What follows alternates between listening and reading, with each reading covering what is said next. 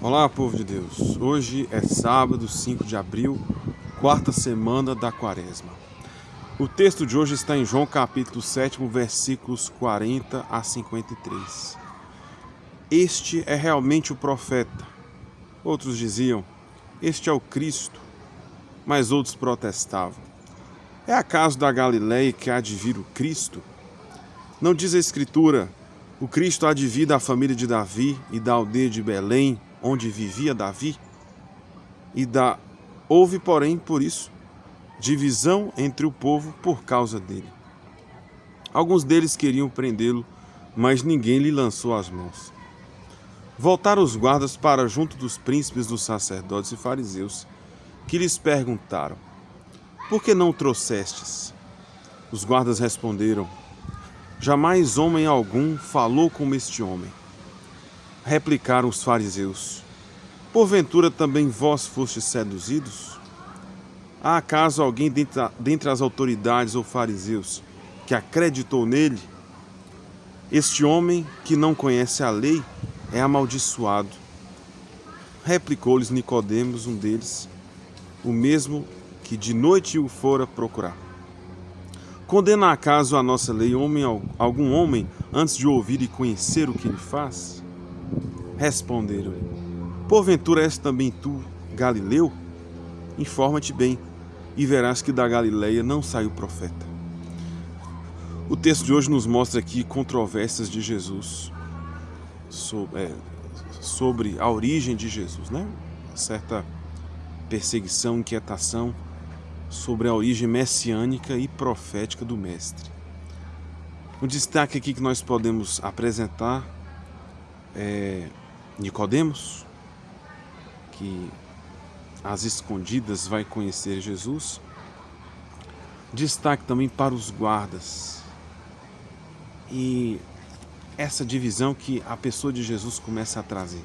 Aqueles que se deixam tocar pela sua palavra, repensando um pouco essa questão das suas origens, né? Como se isso, né, tendo a ser, comprovando que as origens de Jesus, a sua história, a sua historicidade, por ser uma pessoa desconhecida, vinda do interior, de um lugar sem muita visibilidade, como que essa visão preconceituosa também vai sendo enfraquecida aos tempos por causa dos sinais e testemunhos de Jesus.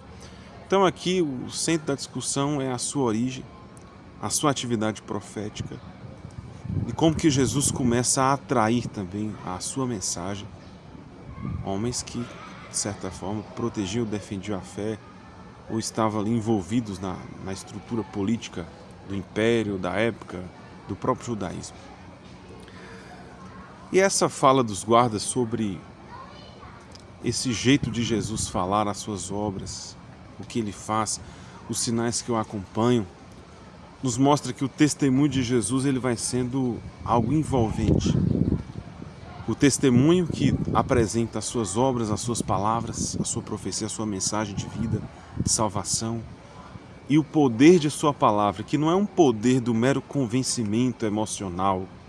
Jesus não traz aqui frases de efeito. Jesus não traz aqui mensagens simplesmente motivacionais.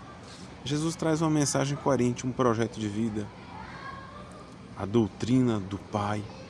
Jesus traz uma doutrina de salvação, um projeto salvífico de vida, de redenção, de libertação, um projeto do amor de Deus, traduzido na sua pessoa, nos seus ensinamentos, que nós podemos entender como o reino de Deus, né?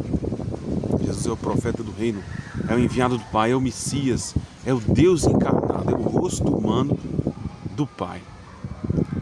E isso começa a incomodar alguns e a atrair a muitos. Aqueles que se abrem à inteligência da fé, aqueles que conhecem a fundo a Escritura, aqueles que têm um bom coração, aqueles que conseguem perceber a ação divina das obras de Jesus, que só confirmam seus ensinamentos, vão aos poucos aderindo à sua mensagem, fazendo parte também do seu grupo, mesmo que às escondidas, como o caso de Nicodemos, né? Mas o mais interessante é a gente perceber que o poder da palavra de Jesus não é um poder de um convencimento meramente emocional, não era um convencimento de um charlatanismo. Jesus não era um vendedor de discurso, de palavras.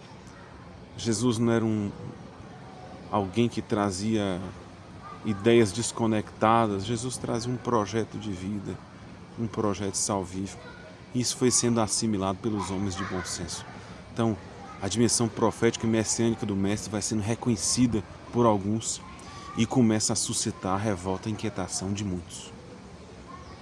Muitos não entendiam esse Deus que nos veio visitar. Ainda hoje, muita gente não consegue perceber a divindade do ministério de Jesus, o Cristo como homem e como Deus.